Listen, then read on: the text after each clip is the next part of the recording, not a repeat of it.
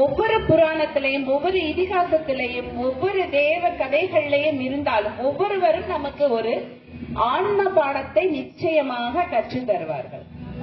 அப்ப பக்தி எப்படி இருக்கணும்? அறம் நோக்கிய பயணம் நம்ம இப்ப போயிட்டு இருக்குது. அதுல அன்பின் வழியில எப்படி இறைவனை அடைவது அப்படிங்கறத நம்ம கண்ணப்பன் மூலமா தெரிஞ்சுக்கிட்டோம். இப்ப பக்தியின் மூலமா எப்படி இருக்கிறது, எப்படி பக்தி செய்வது, முதல்ல எது பக்தி அப்படிங்கிற புரிதல் நமக்குள்ள வரணும். அப்போ ஒரு ராஜா இருக்கார். அவர் பேர் பாத்தீங்கன்னா உத்தானபாதன் அப்படின்னு சொல்லிட்டு. அவருக்கு 2 மனைவிகள். 2 பேர் இருந்தாலே கொஞ்சம் கஷ்டம் தான் அது இல்லையா? யாருக்கிட்ட அன்பு மிகுதி, யாருக்கிட்ட அன்பு குறைவு அப்படிங்கிற ஒரு கேள்வி இருந்துகிட்டே இருக்கும். பெரும்பாலும் பாத்தீங்கன்னா அதுல இளையவர் யாரும் அவருக்கு அதிக உரிமையும் அதிக பங்கும் இருக்கிறதாக வாழ்வியல் போய்கிட்டே இருக்கு. அதே போல அந்த ராஜாவுக்கும் தன்னுடைய இளைய மனைவி மேலதான் அதிக பிரியம். மூத்த மனைவி என்ன பேர் பாத்தீங்கன்னா ஒரு அருமையான பேர் அந்த அம்மாவுக்கு, சுனீதின்னு பேரு. அதாவது மிகுந்த நீதியானவள்னு அவளோட பேர். சூனாலே அதிகமான அர்த்தம். அப்ப அதிகமான நீதி பற்றி உடையவள். அப்பனா அந்த பெண்மணி எப்படியான ஒரு வாழ்க்கைய வாழ்வாங்க? இரண்டாவது மனைவியோட பேரு அதுவும் நல்ல பேரு தான், துருசி. இந்த துருசி அப்படின்னா சூனால அதே போல அதிகமான ருசி. ருசிங்கிறது இந்த இடத்துல நம்ம வெறும் உணவு பதார்த்தங்களை மட்டும் எடுக்க முடியாது இல்லையா? வாழ்வியல் இன்பங்களை எல்லாம் அனுபவிக்க கூடியவள். அப்ப ஒரு மனைவி எப்படி இருக்கிறா அப்படின்னா ஒரு ஆத்மார்த்தமான ஆன்மத்துவமானவளாக இருக்கிறார். இன்னொருத்தி சராசரியாக வாழ்வியலில் இருக்கக்கூடிய அத்துணை வகையான இன்பங்களையும் அனுபவிச்சு பார்த்துறது, அந்த மாதிரியான மனைவியாக இருக்கிறார். ஒரு சராசரியான மனிதன் எப்படிப்பட்டவளை விரும்புவோம்? முதல் மனைவி என்னன்னா கருணையே வடிவானவளாக பேரமைதி உடையவளாக இருக்கிறார். ஆனா அவனுக்கு அது வேண்டியதில்லை. அவன் முகத்துல கொஞ்சமாவது ஒரு சினம் இருக்காதா, கொஞ்சமாவது ஒரு வஞ்சனம் தெரியாதா, இப்படி எல்லாம் யோசிச்சு பார்ப்பான். இந்த சூழ்நிலையில இவனுக்கு ஒரு மகன் இருக்கான், அவனுக்கும் ஒரு மகன் இருக்கான். பொதுவா பக்தி செஞ்சோம்னா நம்மளால கோயிலுக்கு வந்துட்டு போக முடியும். ஆனா நம்ம இப்ப கேட்க போறோம் பாருங்க, இவரோட கதையை கேட்டாலே நமக்கு பெரிய புண்ணியம். இவர் தன்னோட பக்தியால எங்க போயிருக்காருன்னு பாருங்க. இந்த இளைய மகளுடைய பையன் பேரு உத்தமன், பெரியவளுடைய மகன் பேர் துருவன். இந்த துருவன் அப்படின்னாலே அந்த பேருக்கு ஒரு முழுமையான அர்த்தம் என்ன அப்படின்னா நித்திலமான நித்தியமான அர்த்தம், நிலைத்திருக்கக்கூடிய அப்படிங்கிற அர்த்தமும் இருக்கு. இவன் முதல் மனைவியை பார்க்க அதிகமா வர்றதே கிடையாது. இந்த மாதிரி இவர்களுடைய வாழ்க்கை போய்கிட்டே இருக்கு. எதேச்சியா ரொம்ப நாளைக்கு அப்புறம் ஒரு முறை முதல் மனைவியை பார்க்க வர்றா. அப்போ அந்த குழந்தை இல்ல, தன்னுடைய பாட்டனார் வீட்டுக்கு போயிருக்கு. இப்ப பிள்ளைய பார்க்கல. அதற்குள்ளாக இரண்டாவது மனைவி கிட்ட இருக்க அழைப்பு வருது. இவன் கிளம்பி போயாச்சு. வீட்டுக்கு வந்த குழந்தை அப்பா வந்திருக்காருன்னு பாட்டனார் வீட்டுல இருந்து அவசர அவசரமா வந்திருக்கு. ஏன்னா எப்பமோ ஒருக்க தானே பாக்குது, அடிக்கடி பார்த்துட்டு இருந்தாலே. எப்போதுமே குழந்தைங்களுக்கு பாத்தீங்கன்னா அம்மா விட அப்பா வந்துட்டா போதும், அது ஒரு தனி செல்லம் தான். அவ்வளவு நேரம் அம்மா தான் தூக்கி சுமந்துட்டு குளிக்க வச்சுட்டு சாப்பாடு பண்ணி எல்லாம் பாத்துக்கிறது அம்மா. ஆனா அப்பா வந்தோட ஒரே நிமிஷத்துல அப்பா கிட்ட ஓடிடும். அது ஒரு தனித்துவமான அன்பு. அதே போல இந்த குழந்தை அப்பாவை பார்க்கல, ரொம்ப வெசனப்படுது. அம்மா கிட்ட மன்றாடுது, நான் பார்க்கவில்லையேம்மா, நான் அப்பாவை அரண்மனையிலேயாவது போய் பார்த்துட்டு வரேன், எனக்கு கொஞ்சம் அனுமதி கொடுமா. எத்தனை வயசு? 5 வயசு குழந்தை. அந்த 5 வயசு குழந்தை என்ன அறியும் இந்த உலகத்துல? ஆனா கூட அந்த அம்மா என்ன சொல்றாங்க அப்படின்னா, நீ அங்கே போய் தவறுதலாக எதையும் பேசிடக்கூடாது, தம்பி கூட சண்டை போட்டுறக்கூடாது, சித்தியோட சொல் மீறிடக்கூடாது, அப்பாவை தொந்தரவு பண்ணிடக்கூடாது, தர்ம விஷயங்களை மீறிடக்கூடாது. 5 வயசு குழந்தைங்க. 5 வயசு குழந்தைக்கு அந்த அம்மா இத்தனை அறிவுரைகளையும் சொல்லி அனுப்புறாங்க. குழந்தையும் வருது, எல்லாத்துக்கும் தலையாட்டிடுச்சு, குழந்தை வருது. இந்த குழந்தை வந்த உடனே நேர அரண்மனைக்குள்ள ஓடிடுது. அங்க பாத்தீங்கன்னா அவங்க அப்பா உட்கார்ந்து இருக்காரு சிம்மாசனத்துல. அவரோட இடது தொடையில அந்த இரண்டாவது குழந்தையோட உத்தமன் உட்கார்ந்து இருக்கான். அந்த சித்திகாரி ரொம்ப கெட்டிகாரி. ஏன்னா பேர்ல கூட தன்னோட பிள்ளைக்கு உத்தமன் வச்சா அவன் தான் அடுத்து ராஜாவா வரணுங்கிறது அவளோட விருப்ப மனு தாக்கலும் பண்ணியாச்சு. இப்ப திடீர்னு இந்த பையன் வாரான். இவனுக்குள்ள ஒரு குழப்பம். இந்த குழந்தை என்ன பண்ணுது, எதுவும் கேட்கல, யாரையும் பார்க்கல. இந்த தொடையில தம்பி உட்கார்ந்துருக்கு. வேகமா ஓடி போய் அப்பாவோட வலது பக்கம் தொடையில ஏறி உட்காரு. இதுல ஏதாவது தப்பு இருக்குங்களா, ஏதாவது தெய்வ குத்தங்களா? அது யாருக்கு பிடிக்குமா? அந்த சித்திக்காரி உடனே கோபம் வந்துருது. முழு உரிமையும் ஏன் பிள்ளை உத்தமனுக்கு தான். இப்பவுமே அந்த அம்மா என்ன சொல்லுது சூசகமா, அடுத்த ராஜாவும் ஏன் பிள்ளை தான், நீ எப்படி போய் உட்காருவ? ஒரே தள்ளு, மடியில இருந்து தள்ளி விட்டுருச்சு. அந்த குழந்தை கீழே போய் விழுந்துருச்சு. பொதுவா கீழே விழுந்த உடனே எத்தனை கூட்டத்துல இருந்தாலும் தான் யாரு உரிமையானவங்களோ, அது அம்மாவோ அப்பாவோ, அவங்களதான் அந்த குழந்தை பார்க்கும். அதே மாதிரி அப்பாவை பார்க்குது. அப்பா கிட்ட எந்த மாற்றமும் இல்ல. பயம். ஏதாவது சொல்லிட்டு அந்த அம்மா சண்டைக்கு வந்துருமே, பயம். அப்பா தூக்கவும் இல்ல, ஏன் இப்படி செஞ்சன்னு கேட்கவும் இல்ல. இருந்தா கூட அந்த 5 வயசு குழந்தைக்கு அது மனசுல ஒரு பெரிய ஒரு அவமானத்தை உண்டாக்குது. நம்ம இப்படி அவமானப்படுத்திட்டோம். அதை கீழே விழுந்த வலி பெருசு இல்லைங்க, ஆனா அந்த அவமானப்பட்டதுதான் குழந்தைக்கு ரொம்ப வலியா இருக்கு. ஆனா அம்மா என்ன சொல்லி இருக்காங்க, யாரு கூடயும் சண்டை போடக்கூடாது, சித்தி சொல்லு மீறக்கூடாது, நிறைய கட்டளைகளின் பேர்ல தான் உள்ள வந்தது. அழுதுகிட்டே வேகமா போகுது. என்ன போகும்போது பூ மாதிரி சந்தோஷமா சிரிச்சுட்டு போன குழந்தை கண்ணீர் கம்பளையமா ஓடி வருது. அம்மா மனசு பதறுது. என்னடாச்சு என்னடாச்சு அப்படின்னு கேட்கும் பொழுது இந்த குழந்தை சித்தி பண்ணின வேலையும் சித்தி சொன்ன வார்த்தைகளையும் சொல்லுது. அப்ப அவங்க அம்மாக்கு ஏற்கனவே தான் ஒதுக்கப்பட்டு விட்டோங்கிற ஒரு தாழ்வு மனப்பான்மை, அது உண்மையும் கூட இருக்கு. இப்ப குழந்தையும் இப்படி ஆயிடுச்சு, அதுவும் சேர்ந்தாலும் ஏமா நமக்கு இப்படி ஒரு நிலைமை, நமக்கு ஏமா இப்படின்னா, சரி உன்னை யாரும் ஒதுக்க கூடாதுன்னா யாராலும் அடைய முடியாத ஒரு மடி இருக்கு. நீ அங்க போனேன்னா யாரும் உன்னை பிடிச்சு தள்ளிவிட முடியாது, நீ அதுக்கு போ அப்படின்னு சொல்லுவாங்க. குழந்தைக்கு இப்போ அழுக போயிடுச்சு, ஆர்வம் அதிகமாயிடுச்சு. யாருமா அது யாருமா அது அப்படின்னு சொல்லி கேக்குது. எல்லாத்துக்கும் பரம்பொருளான எம்பெருமான் மகாவிஷ்ணுவை நோக்கி நீ தவம் பண்ணு, அவர் உனக்கு மடி தருவார், நாராயணனே பறை தருவார் இல்லையா, எம்பெருமான நோக்கி நீ தவம் பண்ணு அப்படின்னு சொல்லு. எப்படி பண்றது, எப்படி கேக்குறது? 5 வயசு குழந்தைக்கு என்ன தெரியும், போகுது காட்ட நோக்கி. இப்ப யார் அவருக்கு துணை செய்ய வர்றாங்க அப்படின்னா நாரதரே வர்றார். ஏன்னா எல்லா காட்சிகளும் காரணம் இல்லாம நடப்பது கிடையாது. ஒருத்தர் தவறுதலாக இருந்தாலும் அதுவுமே ஏதோ ஒரு காரணம் தான். ஒருத்தர் தவறா இருக்கும்போது தான், அதாவது ஒருத்தர் கெட்டவரா இருக்கும்போது தான் இன்னொருத்தர் நல்லவர்னு தெரிய வரும் இல்லையா. ராமராட்சி நடக்கும்போது எல்லாருமே நல்லவர்களாக இருப்பார்கள் சொல்லுவாங்க. பட் இந்த உலகத்துல நம்ம எப்படி அடையாளம் காணப்படுவோம்?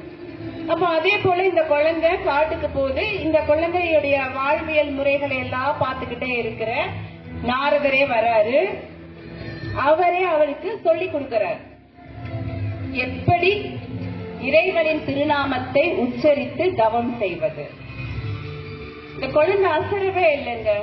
1 மாசம் 2 மாசம் இல்ல, ஒவ்வொன்றாக துறந்து ஒரு 6 மாசம் தவம் பண்ணுது, விடாம தவம் பண்ணுது.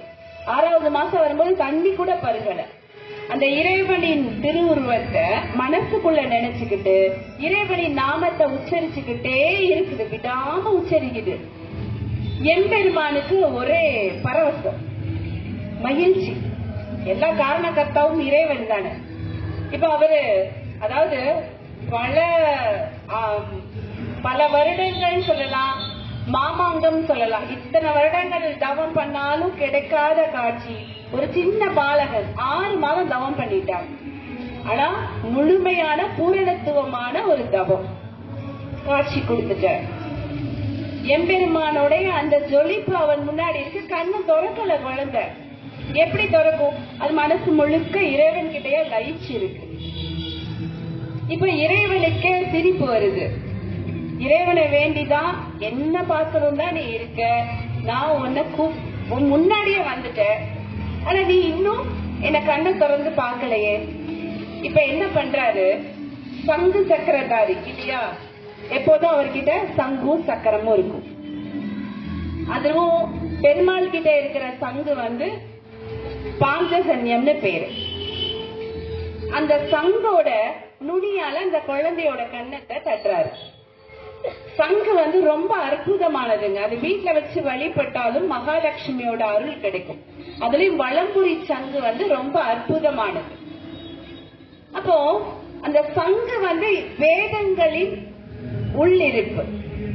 சங்கு நுனி இருக்கு பாத்தீங்களா, சங்கினுடைய நுனி பகுதி, அதுக்கு பிரணவம்னு பேரு. நீங்க இந்த வலம்புரி சங்க எப்பொழுதாவது நீங்க வைத்திருந்தாலோ அல்லது வாய்ப்பு கிடைக்கும் போதோ உங்க காதுக்குள்ள வச்சு கேட்டு பாத்தீங்க அப்படின்னா நிச்சயமாக பிரணவ ஒலி கேட்கும். ஓம் அப்படிங்கிற பிரணவ ஒலி கேட்கும். அந்த பிரணவ ஒளி இருக்கக்கூடிய சங்கின் நுனிய வச்சு அப்படியே கண்ணத்தை தட்டுற. நல்லா யோசிச்சு பாருங்க. நம்ம சாதாரணமா நம்ம தொட்டாலே ஒரு உணர்வு இருக்கும். எம்பெருமானுடைய அந்த சங்கினுடைய பிரணவம் பட்டா அந்த குழந்தைக்கு எப்படி இருக்கும்? கண்ணு விழிச்சிச்சு, பார்த்தாச்சு. குழந்தைக்கு எப்படி இருக்கு? பரவசமா இருக்கு, பேச்சே வரல. அது கேட்க போனது எம்பெருமான் கிட்ட மடி வேணும், இந்த உலகத்துல அப்பா அம்மா அன்பு வேணும், இதெல்லாம் அவரோட தனிப்பட்ட விருப்பம். ஆனா இப்ப எதுவுமே தோணல. குழந்தாய் உனக்கு என்ன வேணும் கேளு கேக்குறாரு எம்பெருமான். இப்ப இந்த குழந்தை என்ன சொல்லுது? அந்த பிரணவம் பட்டதுனால எப்பொழுதும் உன்னை பாடிக்கொண்டே இருக்கிற வரம் வேணும்னு கேக்குது. ஏன்னா அது போன நோக்கமெல்லாம் மாறி இறைவனை பார்த்த பிறகு நமக்கு வேற என்ன வேணும்? அதுவே தானே இறுதி நிலை.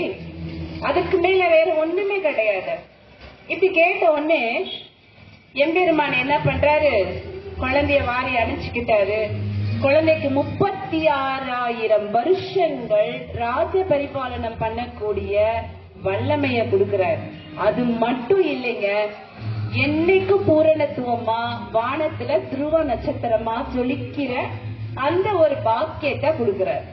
எதற்காக அப்படின்னா, ஒரு குழந்தையானது ஒரு முழு முயற்சியோட விடாப்பிடியாக ஒரு இறைவனை நோக்கிய பயணத்துல வரும் பொழுது இறைவனே அந்த குழந்தைய ஆட்கொண்டு துருவ நட்சத்திரமாக மாற வைக்கிறாரு. இந்த குழந்தைய பெற்றெடுத்த எப்பவும் சொல்லுவாங்கல்ல, குழந்தைய யாரு பெற்ற பிள்ளையோ புண்ணியவதி அப்படிலாம் சொல்லுவாங்க. அதனால இந்த அற்புதமான குழந்தைய பெற்றதுனால அவங்க அம்மாவும் ஒரு துணை நட்சத்திரமாக இருக்காங்க. இப்போ வரைக்கும் வானத்துல அந்த துருவ நட்சத்திரம் இருக்கிறதாக நம்ம நம்புறோம். அப்ப இது எதுல இருந்து கிடைச்சது? நிச்சயமாக பக்தி. நிச்சயமா அப்படிதானே? நம்ம எல்லாரும் ஏதாவது ஒரு வேண்டுதலோட தான் வர்றோம். கண்டிப்பா கோவிலுக்கு எதுக்கு வரோம்? நான் எனக்கு பெருசா ஒண்ணும் இல்லாமா, மனசு நிம்மதி இருந்தா போதும், அதுவும் வேண்டுதல் தானே. துறவியிடம் இருப்பது கூட வேண்டுதல் தானே. துறவி முக்தி வேணும் தான் தவம் இருக்காரு. எல்லோரிடம் இருப்பதும் ஒரு வேண்டுதல் தான். ஆனா அது எப்ப வரைக்கும் அப்படின்னா, நிச்சயமா இறைவனை காணும் வரைக்கும் தான் நமக்குள்ள வரணும். இதுக்கு 2 விதமா வாழ்க்கை சூழலை நம்ம எடுத்துக்கலாம். ஒண்ணு, வாழ்க்கையில நமக்கு எது கிடைச்சாலும் அப்படியே ஏத்துக்கிறது. இல்ல அப்படின்னா அத மறுக்கிறது. இதுக்கு நம்ம வாழ்ந்தே காட்டிட்டு போயிருக்காங்க மாபெரும் காவிய புருஷர்கள். ராமாயணம் உங்க எல்லாருக்குமே தெரிஞ்சிருக்கும். ராமாயணம் தெரியாதவங்க நம்ம ஊர்ல யாருமே இருக்க மாட்டாங்க. நிச்சயமா இல்லை இல்லையா? இப்ப இதுல ராமாயண கதையும் உங்களுக்கு தெரிஞ்சிருக்கும். பொதுவா பாத்தீங்கன்னா நம்ம அறிந்த விஷயங்கள் தான், நமக்கு தெரிந்த விஷயங்கள் தான். ஆனா ஒவ்வொருத்தரும் ஒவ்வொரு விதமாக சொல்லும் பொழுது அந்த நுட்பமானது வேறு வேறு பரிமாணங்களை கொண்டதாக இருக்கும். இப்ப நமக்கு தெரிஞ்ச ராமாயணம் தான். ஆனா இப்ப நான் ஒரு விஷயம் சொல்ல போறேன் பாத்தீங்களா, அது உங்களுக்கு புதுசா இருக்கு. கைகேயி. எப்பவும் நான் சொன்ன 2 மனைவி இருந்தாலே சிக்கல். நம்ம தலைவருக்கு 3, தசரதருக்கு. அதுலயும் 2வது மனைவி மேல அவருக்கு எப்பொழுதுமே கூடுதல் பற்று. எதற்காக அப்படின்னா, அவள் எல்லா வகையிலும் நுட்பமானவள், சிறந்தவள். அவ கெட்டவளே கிடையாது, நிச்சயமாக அவ கெட்டவ கிடையாது. ஆனா அவளை ஒரு கெட்டவளாக காட்டப்பட்டிருக்கா, அவ்வளவுதான். அப்படி இல்லைன்னா நமக்கு ராமரும் அந்த ராமாயணமும் நமக்கு கிடைச்சிருக்காது இல்லையா? அப்படி ஒரு நுட்பமானவள் அவள். அதுவும் அவளுடைய மதி யாரால கெடுது அப்படின்னா, அவளோட வேலைக்காரி செய்யற சதியால கெடுது. அந்த அம்மாவுக்கு ஒரு சின்ன கோபம், ஒரு சின்ன பையன் கல்ல தூக்கி போட்டான், அதுக்கு பெரிய பாவத்தை அந்த அம்மா செய்யுது. ராமன் சின்ன குழந்தையா இருக்கும் போது செய்த சிறு விளையாட்டு, அந்த வஞ்சம் அந்த அம்மா மனசுல இருந்துகிட்டே இருக்கு. இப்ப என்ன ஆகுது, ராமர் மூத்த மகன், ராணியோட மகன், மூத்த மனைவிக்கு தான் முழு அதிகாரமும் இருக்கும். அந்த காலத்துல அப்படித்தானே, ராஜா மனைவிகள் அவருடைய விருப்பப்படி கட்டிக்கொள்வது போலதான் இருந்தது. அப்போ ராமருக்கு பட்டாபிஷேகம் செய்ய போகிற நேரம், இந்த தருணத்துல இந்த அம்மா ஒரு வரம் கேக்குது, ராமர் வனவாசம் போகணும். 1 வருஷம் 2 வருஷம் இல்லைங்க, எத்தனை வருஷம்? 14 வருஷம். எவ்வளவு துன்பம்! இந்த 14 வருஷம் வனவாசம் போகணும். 2வது, தன்னுடைய மகன் பரதன் முடி சூட்டிக்கணும். ஏன்னா இந்த தசரதன் ஒரு அரிதான ஒரு நேரம், ஒரு போர் முனையில வச்சு அந்த பெண்ணுக்கு வரம் கொடுத்திருப்பாரு. நான் 2 வரம் கேட்பேன் அப்படின்னு சொல்லி இருப்பாரு. எப்போதுமே வாக்கு கொடுக்கும் போது யோசிச்சு கொடுக்கணும். கொடுக்கிறேன்னு சொல்லிட்டோம்னா அடுத்தப்புல சூழ்நிலை மாறும்போது அந்த வாங்கி கொள்ளக்கூடிய பொருள் எதுவாக இருக்குங்கிறது மாறும்போது நம்மளால தாங்கிக்க முடியுதான்னு தெரியணும் இல்லையா? இவரு நினைச்சே பார்க்கல, இந்த அம்மா என்ன கேட்ட போது. ஏன்னா கோசலையை விட அதிக அன்பு ராமனிடத்தில் கொண்டவள் யார் அப்படின்னீங்கன்னா நிச்சயமா கைகேயி தான். கைகேயி தான் ராமனிடம் அதிக அன்பு கொண்டவள். தன் பிள்ளை பரதனை விட ராமன் கிட்டதான் அதிக அன்பு. அதனால இவருக்குள்ள எந்த விதர்ப்பமோ வித்தியாசமோ தெரியாது, வரத்தை கொடுத்துட்டாரு. ஆனா இப்ப கேட்ட வரம் என்னது? ராமன் வனவாசம் போகணும், பரதன் நாட்டை ஆளணும். தான் பிள்ளைக்கு தாய்ங்கிறத அந்த அம்மா நிரூபிச்சுட்டான். தசரதனால தாங்கவே முடியல, கண்ணீர் வடிக்கிறாரு. இப்ப அவர் என்ன சொல்றாரு வசிஷ்டர் கிட்ட, என்னுடைய மனைவியும் என்னுடைய பிள்ளையும் என்னுடைய இறுதி காரியம் எதுலையும் கலந்துக்கவே கூடாதுன்னு சொல்லிட்டார். அவரால் தாங்க முடியாது. ஏன்னா அவருக்கு ஒரு புத்திர சோகத்தாலதான் அவருடைய இறுதி காலம்ங்கிறது அவருடைய விதி. அது இன்னும் ஒரு கதை, அதை நான் இன்னும் சொல்லும் போது இன்னும் நேரம் எடுத்துக்கொள்ளும். நேரம் கருதி நான் அந்த என்ன சொல்றது மெயினான ஒரு விஷயத்துக்குள்ளேயே வரேன், முதன்மை விஷயத்துக்குள்ளே வரேன். அப்ப ஒரு விஷயம் நடக்குது, இந்த அம்மா சொல்லுதுன்னா ஏன்னா அது ஏற்கனவே எழுதப்பட்ட விதி தான். அவர் புத்திர சோகம் தான் அவருக்கு கிடைக்கணும்னு இருக்கு. அதனால இப்ப இந்த கோசலை கிட்ட போய் ராமன் சொல்றாரு, அம்மா நான் வனவாசம் போகணும்னு சொல்றாரு. 14 வருடம் வனவாசம் போகணும், இதுதான் அப்பாவின் உத்தரவு. இதுக்கு முன்னாடி ராமன் ஒண்ணு சொல்லிடுறாரு, பரதன் நாட்டை ஆளணும்னு சொல்றாரு. வனவாசம் 2வது, ஏன்னா அம்மாவால அதிர்ச்சியை தாங்க முடியாது. அம்மாக்கு பரதன் நாட்டை ஆளணும்னு சொல்லும் போது பெருசா கோபம் வரல, வருத்தம் வரல. அம்மா ஒரே வார்த்தை சொல்றாங்க, நின்னினும் நல்லன் பரதன். என்ன சொல்றாங்க? நின்னினும் நல்லன், ஒன்ன விட உயர்ந்த வேண்டாம், இருந்துட்டு போட்டோம், யார் ஆண்டா என்ன. அம்மா பெருந்தன்மை, ஏன்னா அம்மாவுக்கும் பரதனை பிடிக்கும். ஆனா 2வது ராமன் சொல்றாரு, அம்மா நான் 14 வருஷம் காட்டுக்கு போ. இதை எந்த அம்மாவால தாங்க முடியும்? எவ்வளவு தியாகம் உள்ள படைச்சாலும் தான் பிள்ளை காட்டுக்கு ஒரு துறவர வாழ்க்கைக்கு போறதை எந்த அம்மாவால தாங்க முடியும்? இப்ப இவங்களால தாங்கிக்க முடியல. ஆனா எது பொருட்டும் ராமன் தன் துறவர வாழ்க்கையை, அதாவது காட்டு பயண வாழ்க்கைய மறுக்கவே இல்லை, அப்படியே ஏற்றுக்கொண்ட. அதுவே அவரது அறம். ஏன்னா அப்பா கிட்ட போய் திருப்பி பேசவே இல்லை, அம்மா திருப்பி போய் கேட்கவே இல்லை. ஏன் என் பிள்ளைக்கு தானே கொடுக்கணும், அதான உரிமை. நம்ம உடனே சட்டப்படி உடனே ஒரு கேஸ போட்டுருவோமா இல்லையா? ஆனா அங்க என்ன நின்றது அப்படின்னா நிச்சயமாக அறம் நின்றது. அப்போ கிடைச்சத அப்படியே ஏற்றுக்கொண்டவன் ராமன். அவன் மட்டும் போறானா? அவன் பொண்டாட்டியும் போவான், சீதையம்மாள் அவனும் போவான். இப்ப இவங்க 2 பேர்ல கூட யாரு போறாங்கன்னா லக்ஷ்மணன். இந்த லட்சுமணன்ங்கிறது பரதனுக்கும் லட்சுமணனுக்கும் எப்பவும் ஒரு போட்டி இருக்குங்க. அதாவது இந்த அண்ணனுக்கு நான் தான் முக்கியம், இல்ல இல்ல அண்ணனுக்கு நான் தான் முக்கியம் அப்படிங்கிற 2 பேருக்கும் ஒரு போட்டியா இருக்கு. இது ஒரு விஷயம் என்னன்னா, இந்த ராமனின் நிழலாய் வாழ்ந்தவன் லட்சுமணன். ஆனா அவரோட உயர்வு யார் தெரியுங்களா? ராமனின் நினைவாய் வாழ்ந்தவன் பரதன். நிழலுக்கு பக்கத்துல இருக்கிற ஒரு பாக்கியம் கிடைக்குது, நினைவுக்கு அது கிடையாது. ஆனா கூடயுமே அது ரொம்ப உயர்வானது. அப்போ ராமன் தனக்கு விதிக்கப்பட்ட அந்த வாழ்க்கையை அப்படியே ஏற்றுக்கொண்டு காட்டுக்கு போயிட்டான். இது அவனுக்கான அறம். இந்த ஒரு கோணத்துல பார்க்கணும். இப்போ பரதன் கிட்ட வந்தோம்னா பரதனால தாங்க முடியல. முதல்ல இப்படி ஒரு சம்பவத்தை ஏற்றுக்கவே முடியல. எப்படி முடியும்? நம்ம அண்ணன் ராஜாவா ஆகணும், அவனோட பாதுகை கீழே நம்ம வாழணும், இப்படியான எண்ணங்கள்னா குழந்தை பருவத்துல இருந்தே இருக்கு. திடீர்னு அண்ணன் காட்டுக்கு போயிருவான், பிரியமான லட்சுமணனும் போயிருவான், நம்ம ராஜாவா இருக்கு. இது எல்லாம் யாரால? தன்னை பெற்ற தாயால. அது அவனால சுத்தமா ஏத்துக்க முடியல. இப்போ இதுல அவன் ஒரு சிறந்த வீரன். எப்படி தெரியுங்களா? 2 விஷயத்துல அவன் வீரன்.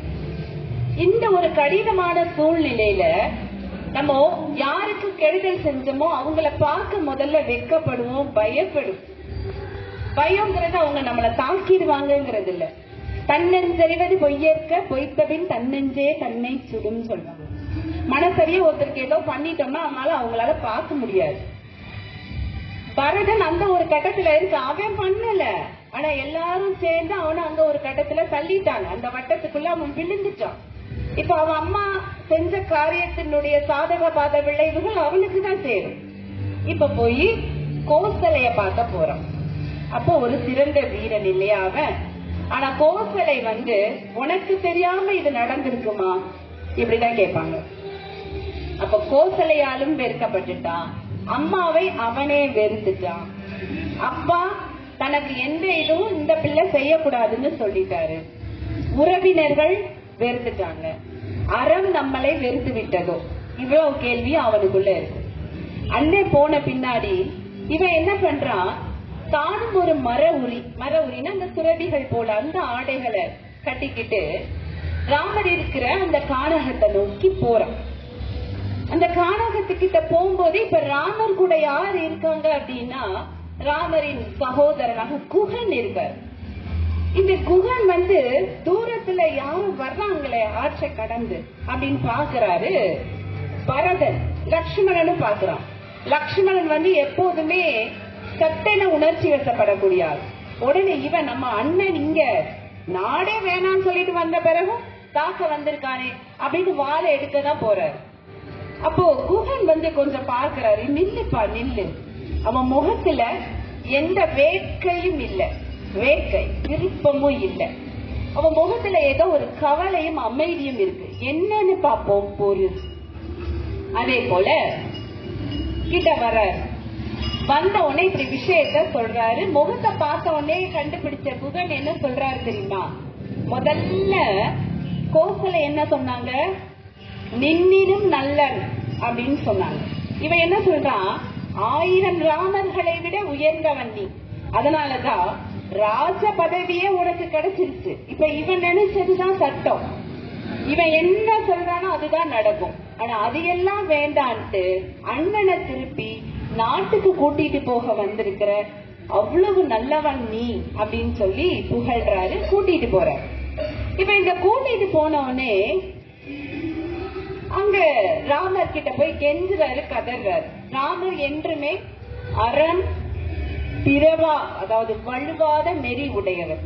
என்னால அதெல்லாம் முடியாதுப்பா, அப்பா வார்த்தைய மீற முடியாது, நான் 14 வருடங்கள் முடித்து வர்றேன்ற. இப்ப 14 நாளாவது எடுத்துக்கோங்க. அந்த 14ங்கிறது வருடமாக இருக்கணும் இல்ல, 14 நாட்களாவது இருக்கட்டும். அது முடிச்ச உடனே வானா அசுரீதி கேக்குது. அதெல்லாம் இல்ல இல்ல இல்ல, 14 வருஷம் அனுபவிக்கணும். இப்ப இவன் என்ன பண்றான் பரதன்? பெருத்த சோகத்தோட அண்ணாவுடைய பாதுகைகள், அதாவது அந்த செருப்பை வாங்கிக்கிட்டு தன்னோட தலையில வச்சுக்கிறார். கையில கூட இல்லைங்க, தன்னோட தலையில வச்சுக்கிட்டு அப்படியே போறாரு. எங்க போறாரு? அயோத்திக்கு போவே இல்லை. அயோத்திக்கு பக்கத்துல ஒரு இடத்துல போய் அங்க குடில் அமைச்சு அங்க அந்த அரியணை மேல இந்த பாதுகைகளை வச்சு அதுதான் ஆட்சி பண்றதாகவும் அதுக்கு கீழே இவர் பரிபாலனை பண்றதாகவும் தன்னோட வாழ்க்கையை நடத்துறார். இதுல அவர் அரசனுக்குரிய எந்த சுகபோகங்களையும் அனுபவிக்கல. உப்பில்லாத கூழு, உப்பில்லாத உணவு சாப்பிட்டு இப்படியாக ஒரு வாழ்க்கை. ஆக இறைவன் கொடுத்ததை ஏற்றுக்கொண்ட அறம் ராமனினுடையது. கொடுத்ததை ஏற்றுக்கொள்ளாததும் அறமாக கொள்ளப்பட்டது பரதனினுடைய வாழ்வு. அப்ப வாழ்க்கையில எது தர்மமோ அதுதான் அறம். அப்படி இந்த வாழ்க்கை நம்மளுடைய வாழ்க்கை நம்மால இறைநிலைக்கு தகுந்த அளவுக்கோ இல்ல புராண கதாநாயகர்களுக்கு அளவுக்கோ நம்மால அவ்வளவு போக முடியாது. ஆனா நம்மால முடிந்த அளவுல எளிய வகையில நம்மால செய்ய முடிகிற அறத்தையும் தர்மத்தையும் நிச்சயமாக செய்ய வேண்டும், காக்க வேண்டும் இல்லையா? நிச்சயமா அந்த மாதிரி நாம வாழணும். உயிர்களிடத்துல அன்பு செலுத்துறது உயர்ந்த ஆன்மீகம். நம்ம இறைவனுக்கு சேவை செய்கிற அளவுக்கு நிகரானது உயிர்களிடம் அன்பு செலுத்துறது. அப்ப இந்த அன்பு, பக்தி, ஒழுக்கம் இதன் மூலமாக உண்டாகக்கூடியது இந்த ஆன்மீகம். இப்படியான இந்த ஆன்மீகம் நிச்சயமாக நம்மளை ஒரு உயர்ந்த அறத்தை நோக்கிய பாதைக்கு எடுத்துட்டு போகும்.